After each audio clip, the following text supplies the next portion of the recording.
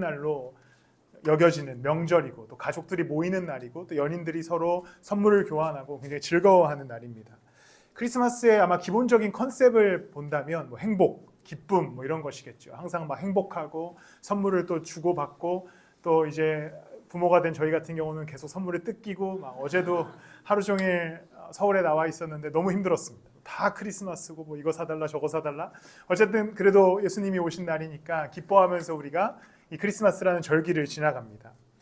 그런데 사실 이 크리스마스라고 하는 이 날의 행복의 근원을 살펴보면 사실 예수님께서 이 땅 가운데 오신 것을 우리가 기뻐하는 날이시죠. 그리스도는 우리 가운데 오셨고 우리가 그 그리스도의 생일을 기뻐합니다. 그래서 제가 저희 딸한테, 큰딸한테 지우야 너 생일에 남이 선물 받으면 기분 좋아 안 좋아? 그러니까 안 좋죠 당연히. 예수님이 오셨는데 왜 네가 선물을 받아? 이거는 불공평하다. 근데 저희 딸이 명언을 하나 했습니다. 아빠, 예수님이 내 안에 살아계시니 자기가 선물을 받아. 너무 많이 뜯겼습니다. 그래서 크리스마스에 우리가 기뻐해야 하는 것은 사실은 선물을 주고받을 수 있음도 아니고 막 화려한 장식과 어떤 캐롤이 울려 퍼져서도 아니라 가장 근원적인 이유는 예수 그리스도께서 이 땅 가운데 오셨고 그리스도의 오심이 우리의 삶을 구원하여 주셨기 때문에 우리가 이 크리스마스를 기뻐하는 겁니다.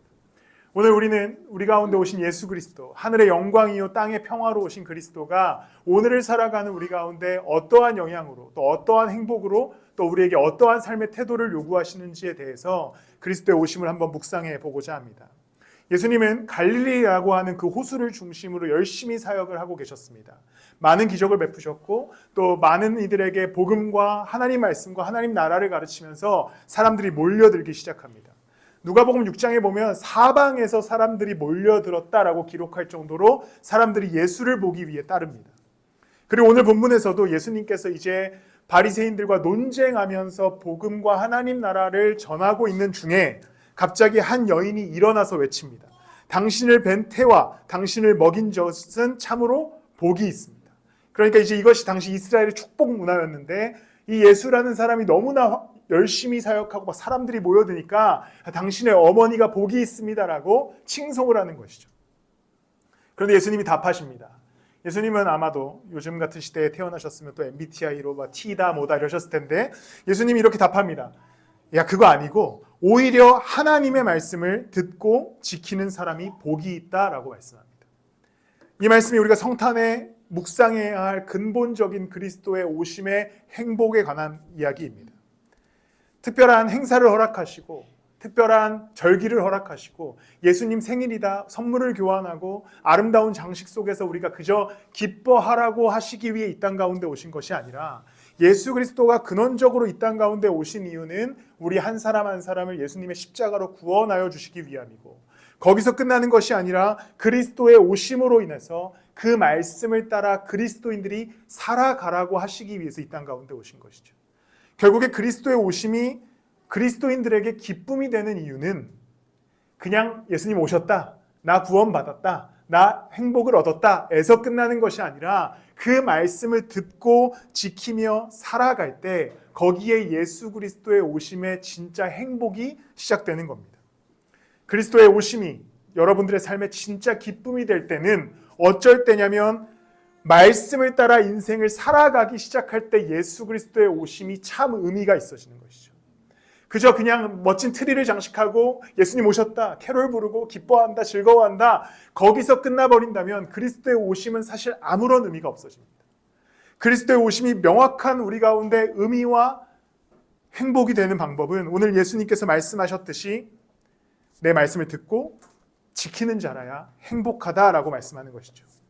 예수님이 오셨대. 아기 예수가 우리 가운데 났대. 너무나 행복하다. 너무 즐겁다. 거기서 끝나는 것이 아니라 그분이 말씀으로 이 땅 가운데 오셨기 때문에 그 말씀을 내가 지키고 살아갈 수 있게 되었다. 그렇기에 내가 행복하다라고 고백할 수 있는 여러분들의 삶이 되어야 됩니다. 교회를 다닐 때도 우리는 이것을 늘 주의할 수 있어야 됩니다. 좋은 교회에 다니다 보면 마음이 막 자주 뜨거워집니다. 특히 서울숲 같은 데 가서 이명규 목사님 설교 들으면 막 뜨거워지잖아요. 막 엄청 뜨거워집니다. 그리고 스스로 만족하죠. 나 오늘 예배 드렸다. 나 오늘 좋은 말씀 들었다.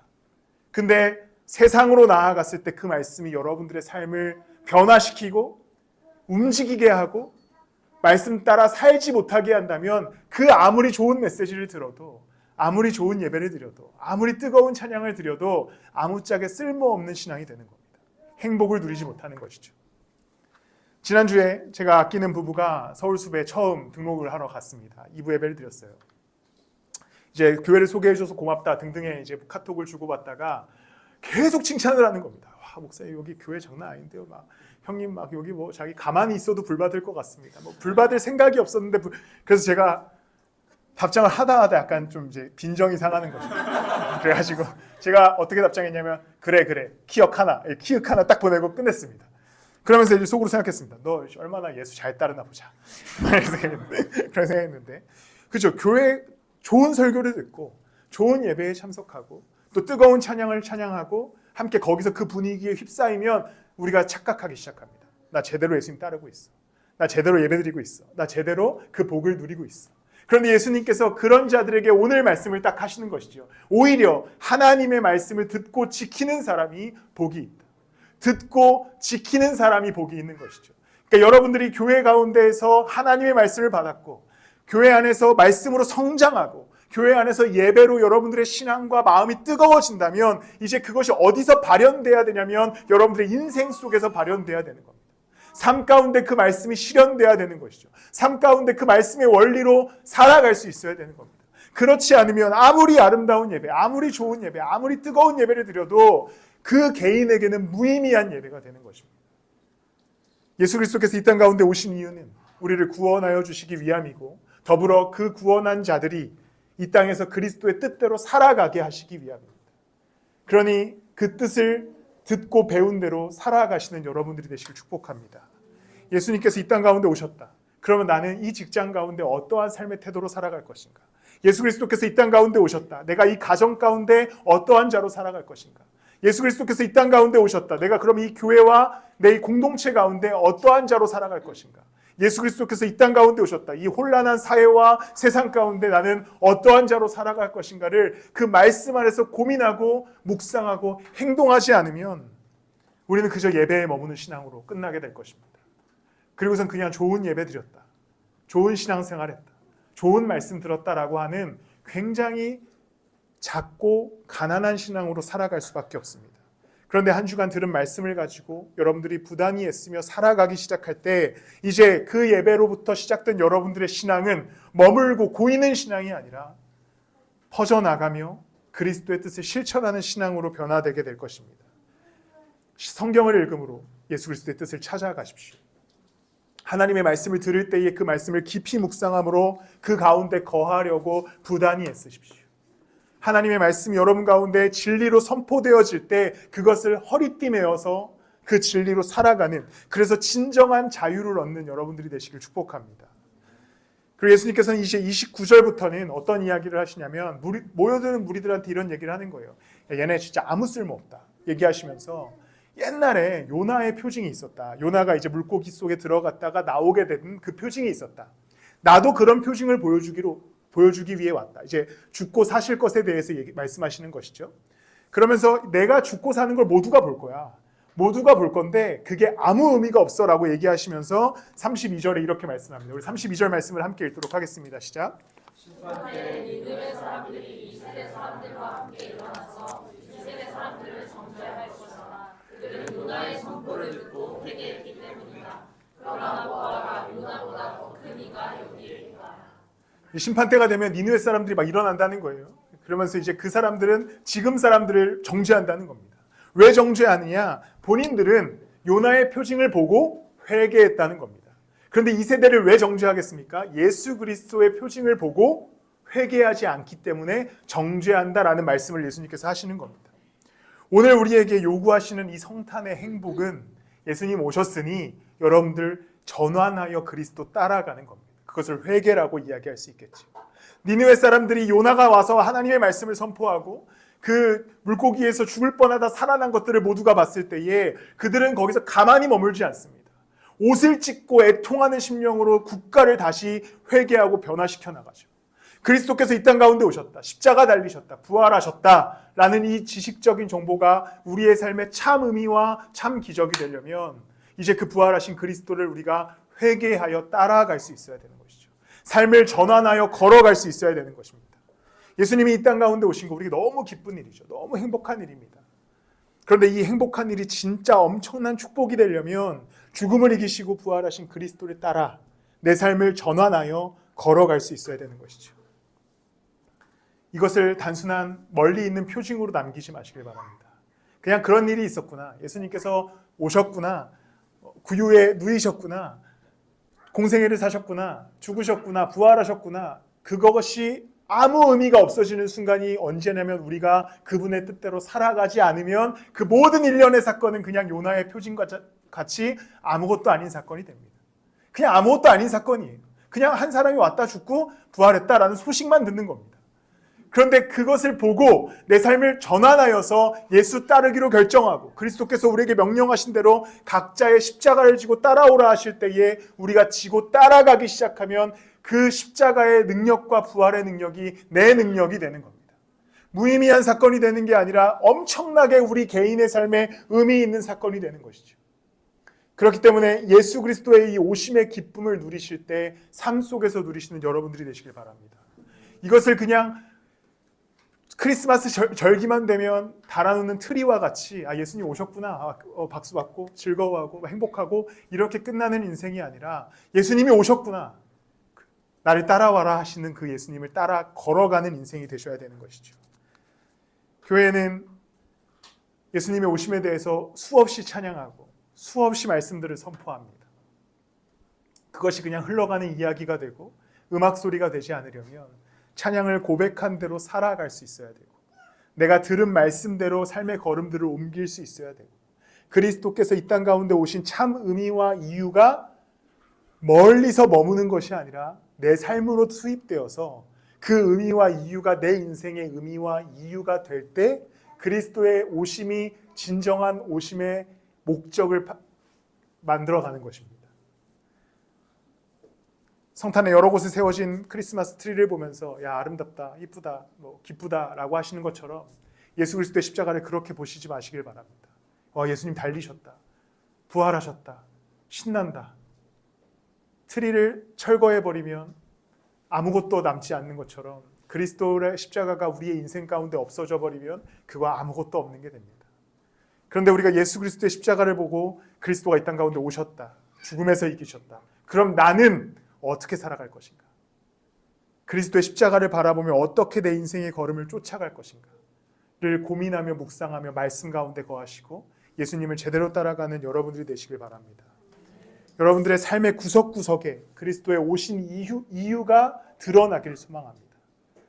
예수님이 오신 이유가 교회 안에서만 드러나고 우리 교회 안에서만 예수님 오셨다고 즐거워하고 그냥 교회 안에서만 우리끼리 막 아싸 좋다 행복하다라고 끝나는 신앙이 아니라 내 삶의 구석구석에서 그가 오신 이유가 드러나야 되죠. 그가 오신 이유가 내 삶의 걸음 속에서 드러나야 되죠. 그가 빛으로 오셨고 생명으로 오셨다는데 빛이 내 인생을 비출 수 있도록 그를 따라가야 되는 것이죠. 계속해서 내 인생을 어두움 가운데 머무르면서 교회에 갈 때만 빛을 보러 간다면 그거 빛이 아무런 의미와 소용이 없어집니다. 그런데 예수님께서 빛으로 오셨다라고 우리가 고백할 때 그 빛이 내 어두운 삶을 비출 수 있도록 말씀으로 그리스도를 따름으로 걸어갈 수 있어야 됩니다. 그래야만 거기에서 우리는 진정한 그리스도의 오심의 참 의미를 발견할 수 있게 되는 것이죠.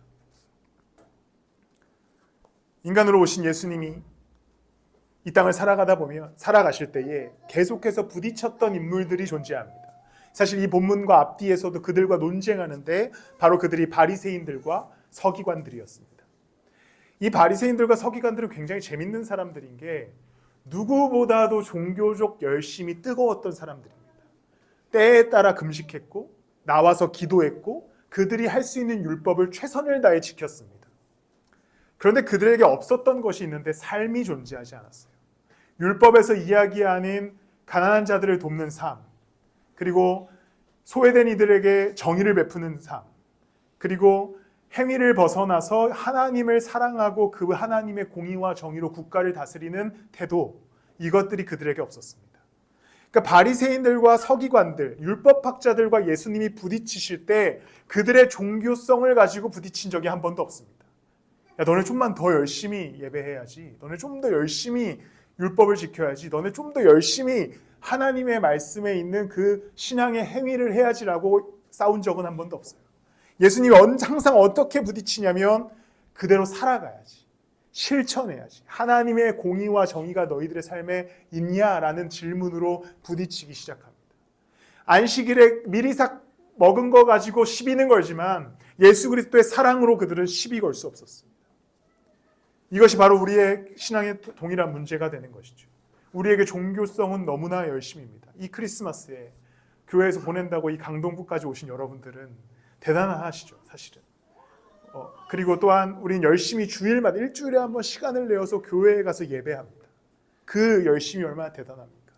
때로는 봉사가 잡히면 또 봉사를 가기도 하고, 단기 선교가 잡히면 단기 선교를 가기도 합니다. 열심이 대단하죠. 근데 이제 그 열심이 어디까지 나가야 되냐면 여러분들이 홀로 있는 그 삶의 자리까지 나가야 됩니다. 여러분들이 세상에 살아가면서 어떠한 것을 결정할 때, 어떠한 것을 진행하면서 살아갈 때 그 가치관이 정말 예수 그리스도의 가치관이 나를 지배하고 있는가? 나의 삶의 선택의 원인이 되는가? 나의 삶에 정말 중요한 하나님의 말씀이 되는가를 먼저 고민하시면서 삶의 걸음을 옮겨가시기를 바랍니다. 한국에는 여전히 대형 교회들이 힘을 내고 있습니다. 사실 우리 한국교회 위기다, 죽었다고 하지만 교회들은 여전히 큰 교회가 이루어지고 대형 교회들은 여전히 힘을 쓰고 있습니다. 그런데 왜 이 땅은 그리스도인들로서 변화되지 않겠습니까? 출석하는 자는 있으나 따라가는 자가 없기 때문이겠죠. 요새는 많은 찬양팀들이 찬양 예배를 드립니다. 여름 겨울이면 찬양 집회를 열고요. 최근에는 심지어 그 아이돌들이 하듯이 막 어떤 찬양팀은 막 챌린지도 하더라고요. 그 챌린지를 보면서 정말 눈을 질끈 감았습니다. 뭐 하는 거냐? 약간 화가 나기도 하고. 찬양을 열심히 하는 젊은 청년들과 멋진 찬양팀들이 많이 생겼습니다. 그런데 왜 그리스도인들이 이 땅에서 어떠한 영향력도 펼치지 못하겠습니까? 그곳에 참석하는 건 즐거우나 그대로 살아가는 자들이 없기 때문입니다. 여전히 좋은 설교자들이 이 땅 가운데 많이 배출되고 있습니다. 수많은 설교자들이 하나님의 말씀을 정말 귀하고 아름답게 선포합니다. 그런데 왜 그 말씀을 듣는 자들은 다 어디로 갔는지 세상 속에서 보이지가 않습니다. 예수 그리스도께서 이 땅 가운데 오셨습니다. 그리스도의 이 땅 가운데 오심, 십자가에 달리심, 죽고 부활하신 사건은 여전히 살아서 역사하시는 능력이고 우리의 삶에 임재한 하나님의 은혜입니다. 그런데 이것이 어디에 드러나고 있습니까? 예수 그리스도의 십자가가 어디에 보여지고 있습니까? 교회 안에만 예수님이 갇혀 있진 않으십니까? 내 안에 그리스도가 살아계시다라고 고백하는데 정말 그 내 안에 살아계신 그리스도가 여러분들이 걸어가는 걸음과 여러분들이 있는 삶의 자리에서 드러나고 계십니까? 아니면 꼭꼭 숨겨두고 가리고 계시진 않으십니까? 들음에서 만족하지 마십시오. 참석함에 만족하지 마십시오. 출석에 만족하시지 마시고 어떠한 입술의 고백에 만족하지 마십시오. 이제 들은 말씀을 가지고 이 땅을 살아갈 때 예수님께서 이 땅 가운데 오심이 진짜 기쁨과 행복이 됩니다. 내가 들은 말씀대로 그리스도를 쫓아갈 때 하늘에는 영광, 땅에는 평화가 되는 것이죠. 말씀을 마무리하면서 누가복음 2장 14절 말씀입니다. 우리 함께 2장 14절 말씀을 읽겠습니다. 시작. 없이 높은 곳에서는 하나님께 영광이요 땅에서는 주님께서 좋아하시는 사람들에게 평화로다. 그리스도가 이 땅 가운데 오심으로 하늘에는 영광을 받았다. 그리고 이 땅 가운데는 주님께서 좋아하시는 사람들에게 평화가 있다라고 얘기합니다. 하늘에는 영광, 땅에 놓여있는 우리에게는 그리스도의 평화가 전달되었습니다. 그럼 이제 이 평화를 따라 우리의 삶을 걸어갈 수 있어야 되는 것이죠. 이 평화를 누림으로 걸어갈 수 있어야 되시죠. 그 다음에 이 평화를 전달하는 자가 되어야 되죠. 나 혼자 너무 즐겁다, 행복하다, 평화롭다라고 하는 인생이 아니라 하늘에는 영광, 땅에는 평화다라고 말씀하셨기 때문에 이 땅을 살아가는 그리스도의 사랑을 아는 자들이 평화롭게 살아갈 때에 그 평화가 이 땅에 전달되기 시작하는 것입니다. 예수님의 말씀을 따라 그 십자가를 따라 쫓아가는 여러분들이 되시길 예수님의 이름으로 축복합니다. 오늘 예배가 마쳐지면 저희는 원래 사진을 안 찍으려고 했는데 옷을 맞춰 입고 오자 해서 사진을 찍고 문을 열어놓고 제가 저기 서 있을 겁니다. 바로 다 집에 가시는 겁니다. 바로 귀가 좋칩니다. 원래 작년에는 서울숲 식구들이 왔을 때 우리 같이 피자를 먹었는데 돈 쓰기 싫어서 그랬던 게 아니라 이 설교를 이어서 우리 바로 집으로 갑니다. 그리고서 제가 저 앞에서 여러분들에게 성찬할 겁니다. 성찬하시고 뒤도 돌아보지 말고, 여러분 누가 여기서 서울숲 식구인지 강동 식구인지 모르시니까 그냥 가십시오. 그리고 세상으로 나아가십시오. 그리고 거기서 그리스도의 빛으로, 그리스도의 자녀로, 하나님의 백성으로 어떻게 살아갈 것인지를 오늘 하루 종일 부단히 고민하십시오. 오늘 크리스마스입니다. 예수님께서 오신 날이죠. 나 혼자 즐겁고 어떠한 선물을 받음으로 행복한 날이 아니라 예수님께서 오셨다. 그럼 오늘 하루 동안 나는 어떻게 예수를 쫓을 것인지를 묵상하시는 시간이 되시길 바랍니다. 그때 예수님의 오심이, 이 크리스마스가 여러분들 모든 인생의 삶에 진정한 참 의미가 될 것입니다. 우리 함께 찬양하실 텐데, 우리 아까 함께 했던 찬양, 그가 이 땅에 오신 이유 함께 찬양하시겠습니다.